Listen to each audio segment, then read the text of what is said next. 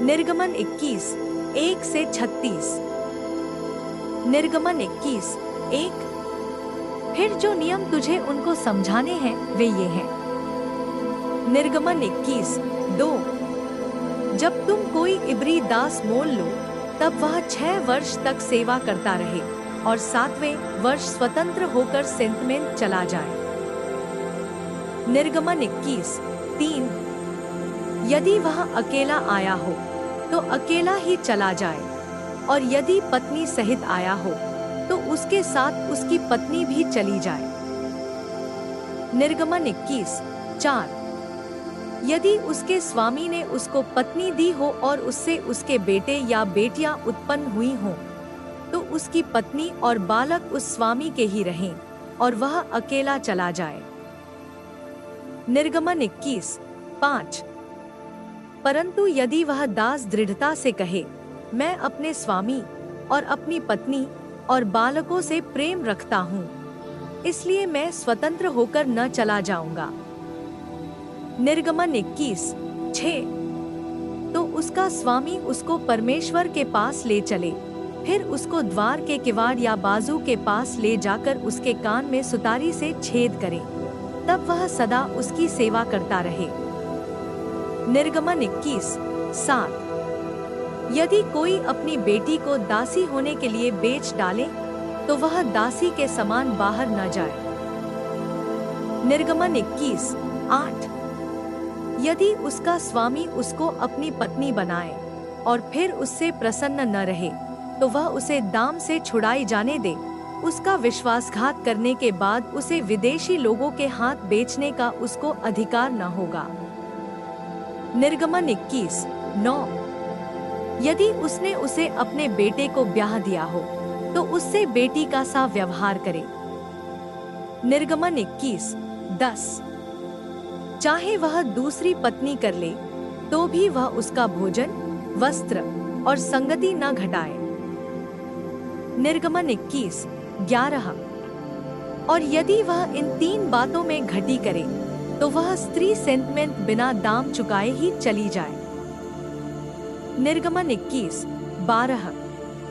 जो किसी मनुष्य को ऐसा मारे कि वह मर जाए, तो वह भी निश्चय मार डाला जाए। निर्गमन 21, 13। यदि वह उसकी घात में न बैठा हो और परमेश्वर की इच्छा ही से वह उसके हाथ में पड़ गया हो, तो ऐसे मारने वाले के भागने के निमित्त मैं एक स्थान ठहराऊंगा जहां वह भाग जाए। निर्गमन 21, 14। परंतु यदि कोई ढिठाई से किसी पर चढ़ाई करके उसे छल से घात करे, तो उसको मार डालने के लिए मेरी वेदी के पास से भी अलग ले जाना। निर्गमन 21, 15। जो अपने पिता या माता को मारे पीटे, वह निश्चय मार डाला जाए। निर्गमन 21, 16। जो किसी मनुष्य को चुराए, चाहे उसे ले जाकर बेच डाले, चाहे वह उसके पास पाया जाए, तो वह भी निश्चय मार डाला जाए। निर्गमन 21, 17। जो अपने पिता या माता को श्राप दे, वह भी निश्चय मार डाला जाए। निर्गमन 21, 18। यदि मनुष्य झगड़ते हों और एक दूसरे को पत्थर या मुक्के से ऐसा मारे कि वह मरे नहीं परंतु बिछौने पर पड़ा रहे। निर्गमन 21, 19। तो जब वह उठकर लाठी के सहारे से बाहर चलने फिरने लगे, तब वह मारने वाला निर्दोष ठहरे। उस दशा में वह उसके पड़े रहने के समय की हानि भर दे और उसको भला चंगा भी करा दे। निर्गमन 21, 20।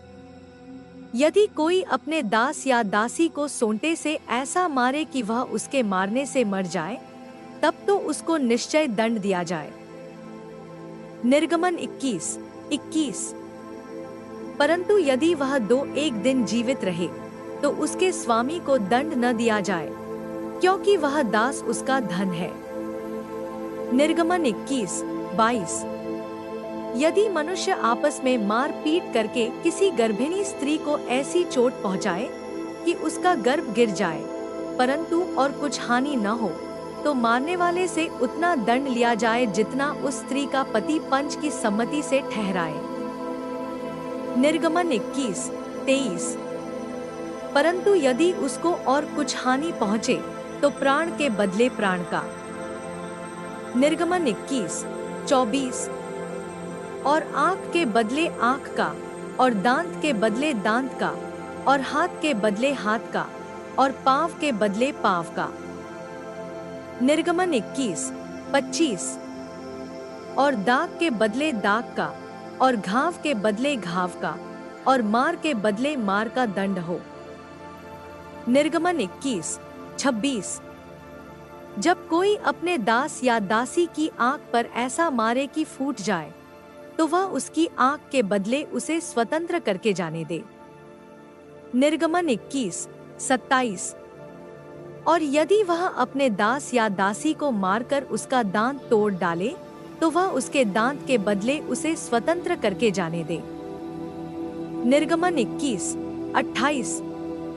यदि बैल किसी पुरुष या स्त्री को ऐसा सींग मारे कि वह मर जाए, तो वह बैल तो निश्चय पथरवाह करके मार डाला जाए और उसका मांस खाया न जाए, परंतु बैल का स्वामी निर्दोष ठहरे।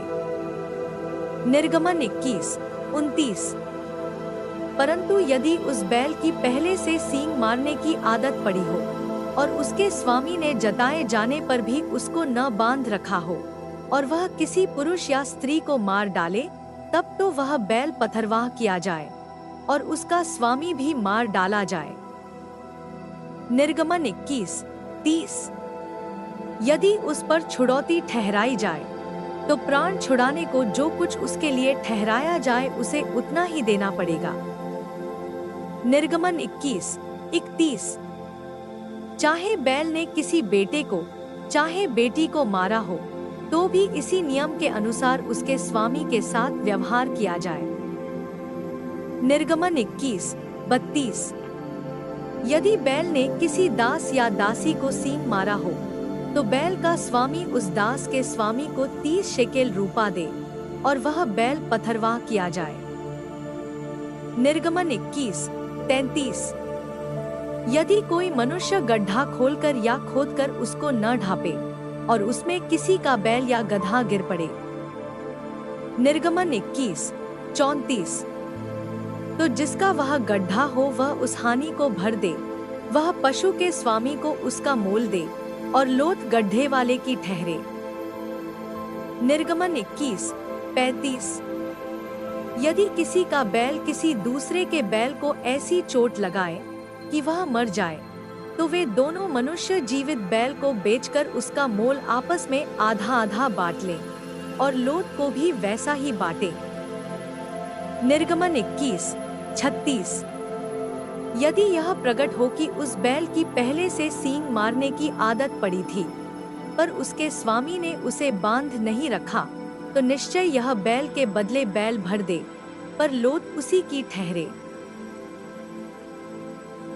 धन्यवाद।